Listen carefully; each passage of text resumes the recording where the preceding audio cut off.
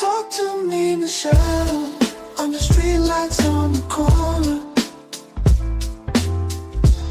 City vibes got a story. Feel the beat, don't ignore me.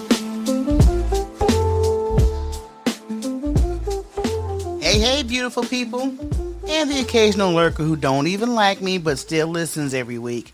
Welcome back to another episode of Talk to Me, Michele, the podcast where grown folks talk about grown feelings, grown boundaries, and why your peace should come with a TSA clearance and a carry-on bag full of not my problem. Now listen, today's episode is for the emotionally evolved, boundary building, fake friend deleting crew.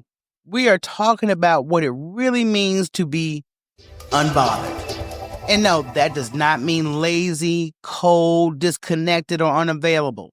It means you can care without carrying. It means you're not losing sleep over stuff you've already decided doesn't deserve your time. I've been in that space lately. Still handling business, still showing up for my people, still paying the bills because grown woman things still got to get done. But I've stopped letting those responsibilities handle me. I've stopped stressing over every unanswered text, every urgent call that really wasn't urgent, and every to-do list that looks like it needs its own therapist.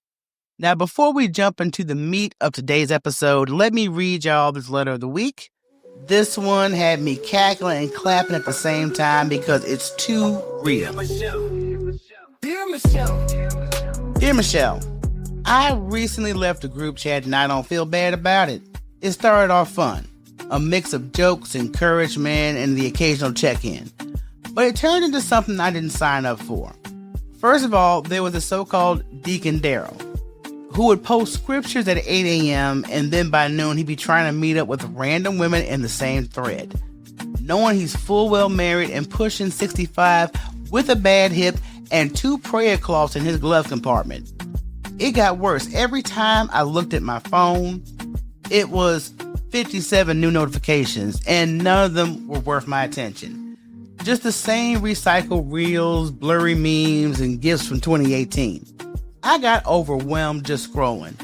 I found myself ghosting the chat, peeking in, sign, and closing the app like it was a bill collector. I finally left the group, and now they're saying I'm acting funny and changing. But honestly, I'm just choosing peace. Was I wrong for leaving the mess? Unbothered and unavailable. Oh, I like the name, first and foremost, and you were not wrong. You were delivered. I want to be clear, that wasn't a group chat, that was a messy ministry. First of all, Deacon Daryl needs to be laid at the altar immediately. You out here reading scriptures in the morning and trying to link up with Sister Cinnamon by lunchtime, not in the notifications and certainly not in your peace bubble. At his age, sit down, sir. Please sit down, ice down those knees. Ain't nobody meeting up but you and Jesus. And let's talk about those never-ending reels. If I wanted to watch 97 videos about cats dancing to Usher, I'd open TikTok and voluntarily waste my time, not to be ambushed in a group thread at 6:40 a.m. and trying to mind my business and sip my coffee. All this? Open up the chat, see 300 messages, and 200 at least are links. You did what any grown woman on a healing journey would do. Hit that leave the group button like it was a damn spa treatment. Choosing your peace, your silence. Choosing not to let Uncle Holy Hands and his thirst trap behavior rob you of your joy. Oh, so no, you're not acting funny. You just are no longer entertaining the foolishness in the group form. And for anybody trying to call you out, just let them know I didn't leave. I elevated. The Wi-Fi works just fine up here in peace and quiet. All right, let's dig into the myth, the lie, the deception that says being unbothered means you don't care, that you're irresponsible, acting funny. Let me tell you something right now. I am not careless. I am not cold. I'm not floating through life like Erykah Badu on a cloud of sage and bad decisions. I still pay bills. I still keep my son fed, still make moves. I just stopped doing all that with a stomach ulcer and a tension headache. Somewhere along the way, people got real confused and started thinking that being overwhelmed is a personality trait. Like if you're not constantly stressed out, you must not be doing enough. I'm doing just fine. I'm just not suffering anymore while I'm doing it. There used to be times when I would wake up panicked over things that I hadn't gotten done. Who I didn't call back, what deadline was crawling up my neck, and how was I going to save everybody from the fire that they started? I was worrying myself into migraines. Real deal, shut down the curtains, the lights, everything.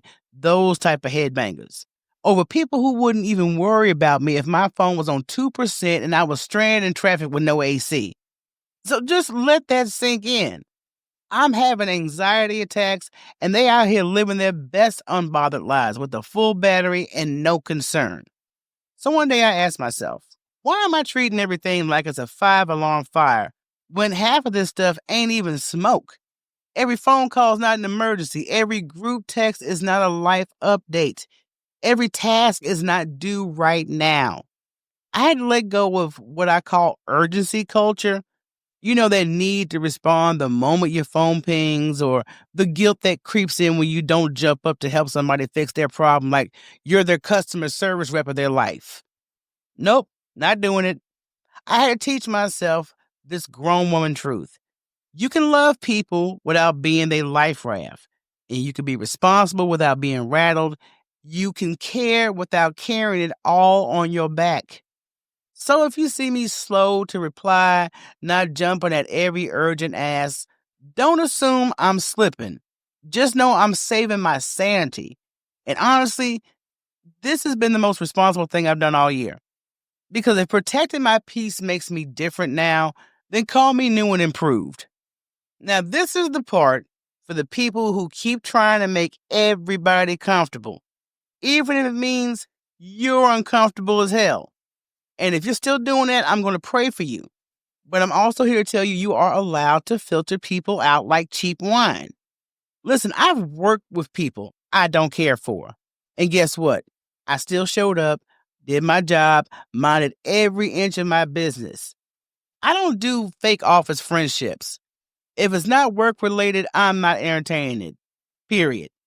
Now I've got a coworker side-eyeing me, wondering why I don't speak to her. Sis, I have yet to tell you that your energy isn't my ministry. It's just something about you that don't sit right in my spirit. Like lukewarm coffee or off-brand soda. I keep my distance.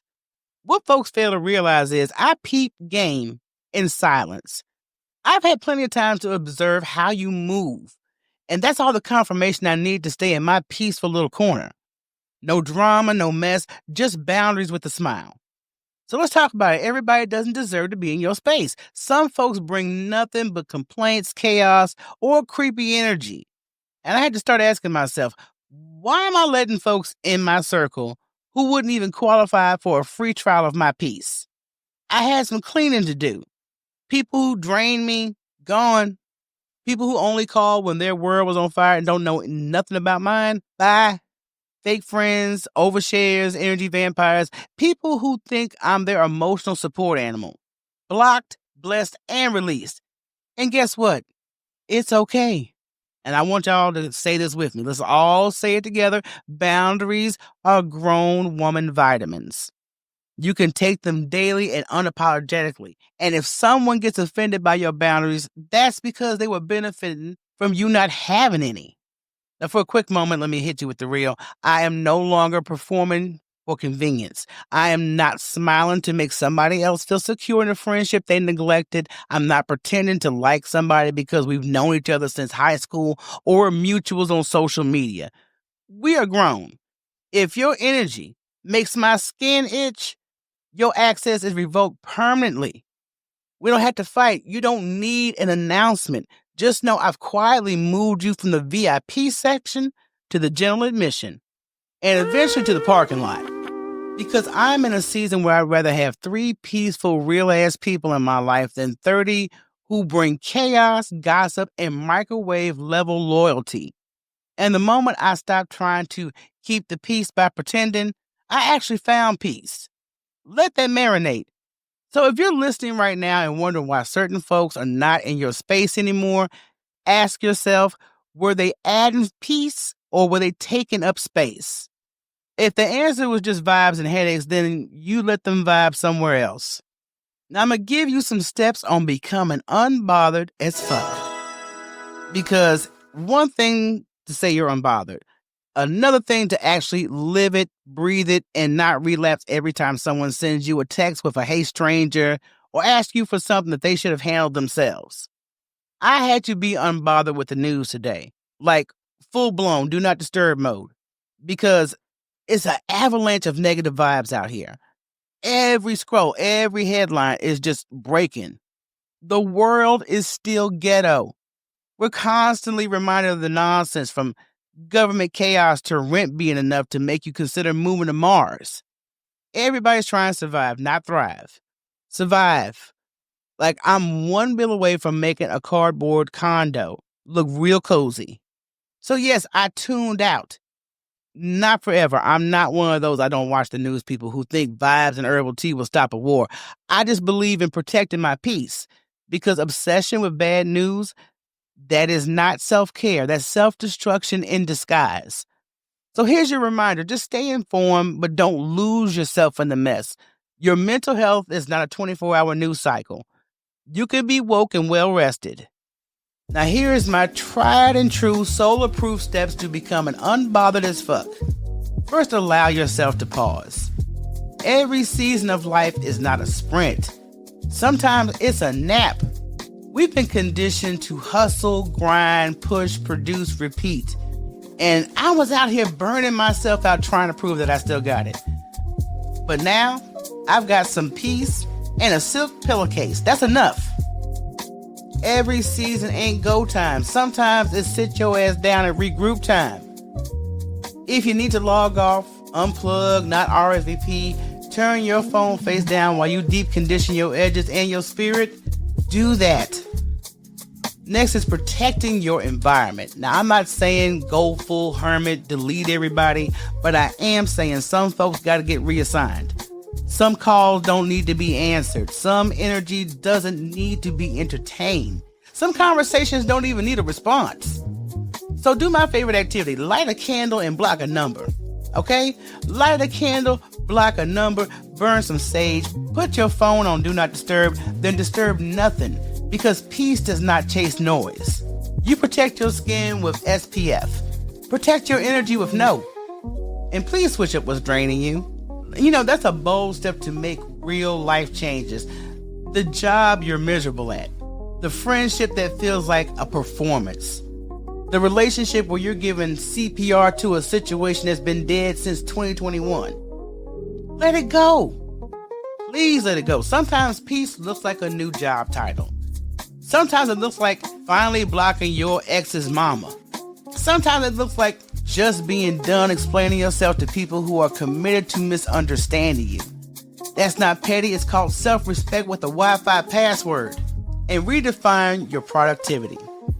I had to learn that being productive doesn't mean constantly in motion. Productivity is peace.